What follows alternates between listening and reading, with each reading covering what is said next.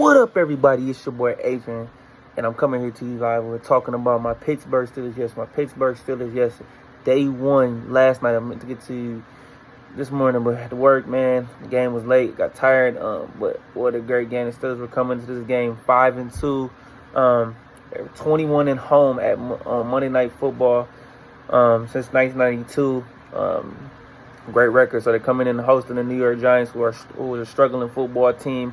Coming into the game, the Steelers were outscored 41-19 in the first quarter. Steelers were great to start this game. They were moving the ball up and down the field. Najee Harris was moving the ball. First drive, they drive down the field. Najee Harris is running it. Russell Wilson's throwing it, looking good. And Russ scrambles to his right, hits a dot to George Pickens. I'm thinking it's a touchdown. Flag on the play. Broderick Jones face mask penalty negates the George Pickens touchdown. And the Steelers kick a field goal. So that was tough. Broderick Jones didn't have a great game tonight. He's been great in the run fits, but he still has a lot of work to do in the passing game and his technique and everything. There's been a lot of turmoil on the offensive line. I even said they drafted him to be starting to tackle, but the Steelers believe in Dan Moore at their left tackle position right now. I think Broderick Jones ultimately needs to move over to the left tackle. I know he's making adjustments as a right tackle right now, but we need him. But there were some plays in this game Monday night where he just wasn't great, especially, like I said, with passing. But all in all, through that first half, it was a weird game. The Steelers and Giants are moving the ball back and down the field towards each other, all kicking field goals. It was 9-9 going to the half. The defense wasn't spectacular, I believe. Joey Porter and the secondary didn't have their best games. Dante Jackson got beat by Darius Slayton a few times, especially on that Giants' first drive off a play action where Daniel Jones threw deep and caught him. They kicked the field goal. The Giants got busy with Tyrone Tracy Jr., the rookie running back, who's a lot better than Devin Singletary.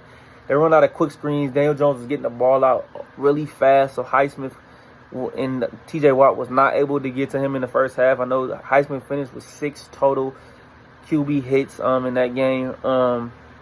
So it was just one of those things. So they were taking advantage of our aggressiveness and trying to neutralize the pass rush. Steelers gave up 97 rushing yards in that first quarter, and it wasn't great. And then George Pickens had another touchdown negated late in that first half. Where I don't know, somebody's gotta explain this rule to me. He finds a way to get the right foot down twice instead of the right foot, left foot.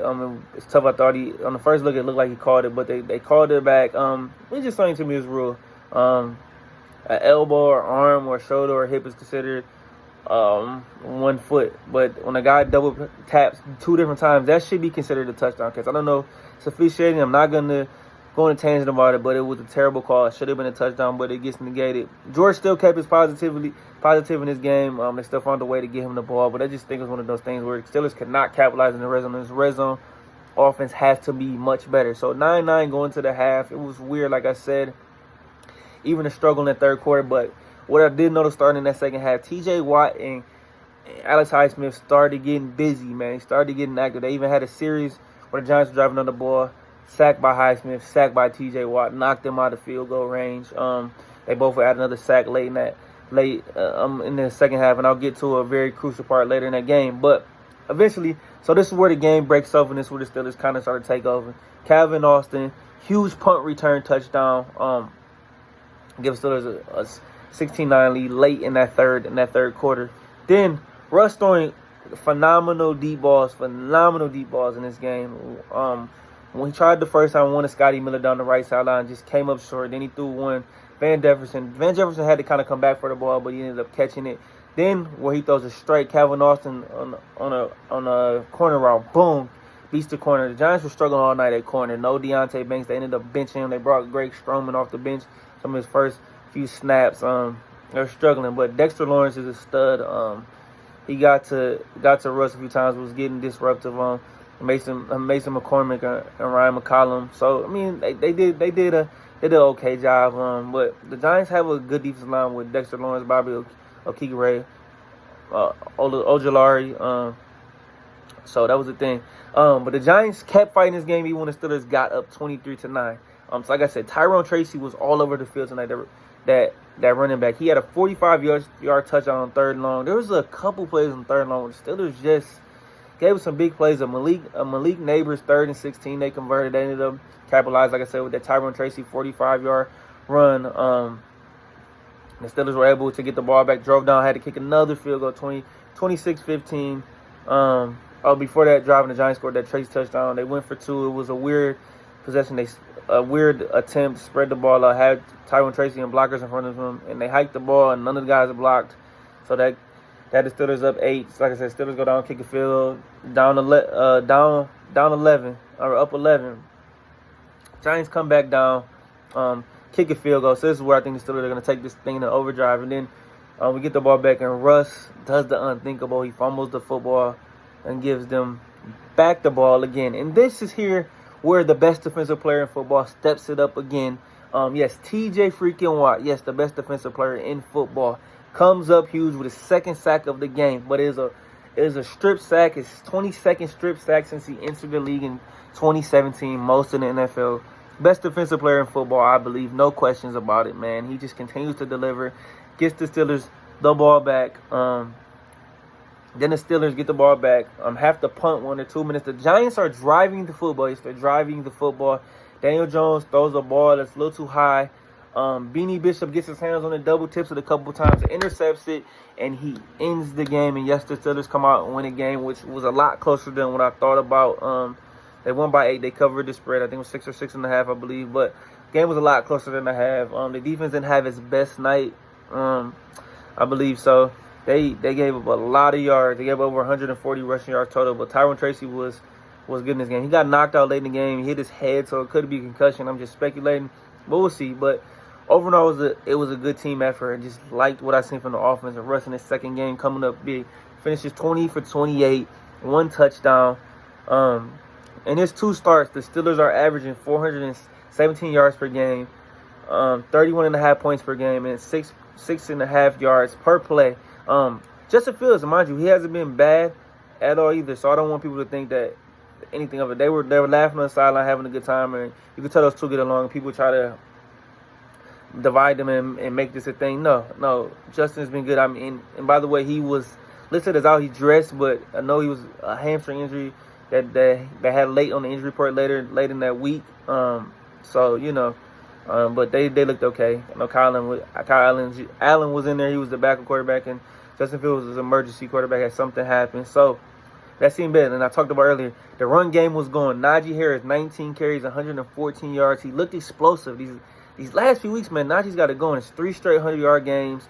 Jalen Warren added 9 for 46, 2 catches for 13 yards. He's looked explosive. He just looks healthy, man. Arthur Smith's doing a good job of rotating them, get them both going. And like I said, Russ is doing a great job, especially on play action. He continues to throw this deep ball well, continues to throw a great live pass. He's great off the play actions, getting Darnell Washington more involved, getting his receivers involved. And he spread the football around. George Pickens, 4 catches, 74 yards. Van Jefferson, 4 catches, 62 yards. Calvin Austin, the third, 3 for 54 and a big touchdown.